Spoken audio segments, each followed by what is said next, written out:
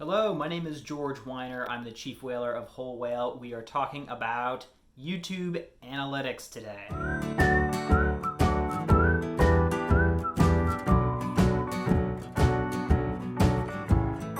I love YouTube analytics because it essentially lets me watch you watching me. I mean it. I can actually go in and get all kinds of insights in the YouTube interface on the back end, looking at individual videos and our account overall. If you've never looked at this, by all means, go do it. We're going to walk you through some of our favorite ways to play with these data and, nice, but so what? What does it actually mean?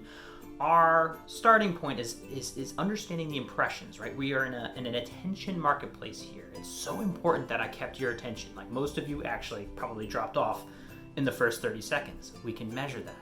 But when we're talking about search, where we show up, because YouTube is the #2 search engine next to Google proper, well, what we're talking about is how your thumbnail, your title, your description shows up and then turns the impressions that you get, which we can measure in a funnel, turns those impressions into somebody who clicks, into somebody then stays with your video for a certain amount of time. And because YouTube is all about keeping that attention, they measure that as a success measure for you. So the total number of minutes watched is critically important, and you can watch that in the entire funnel and flow.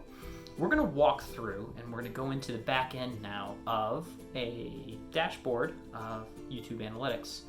Let's look at the overview here as we wander through and down into the ways that we can find overall impressions for videos, and then deepening into the click-through rate, and we can then see how many people end up viewing it, and looking at that minutes watched. Well, we can also dive into an individual video. So for instance, we're going to be analyzing this very video, going in and saying, okay, well, where did people drop off? I love this. So we're going to find this retention section, going into retention, and then seeing okay, how do we perform? Is this a good thing or bad thing? Well, what we can actually do is compare it. We can compare this to benchmarks and standards. So we toggle that on, look at that benchmark and standard, and then we get the idea of okay, wait a minute, we're performing over or under what is normal for a video of this length and whatnot inside of YouTube. And by the way, the more we're making our viewers happy, the more YouTube is going to serve up our video with regard to those relative keywords and inside of searches. One tactic and one thing that we commonly end up doing is having the pre-roll. We have to think about what happens in that first initial couple seconds of the video that captures someone's attention and keeps them with it. And we can see what happens when we don't do that.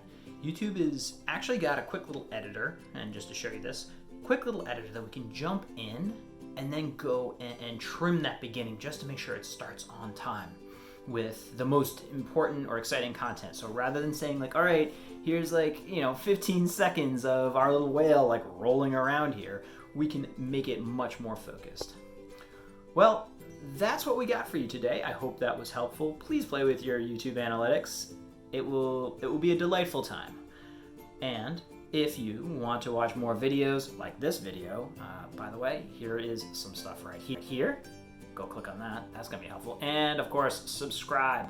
Always subscribe, because you want to get the new hotness that we're rolling out with.